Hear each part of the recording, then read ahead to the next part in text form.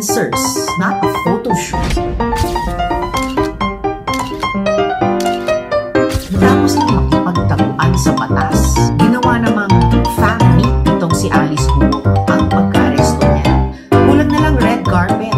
Tingnan natin kung gaano siya ka-photogenic sa hearing sa Lunes. Only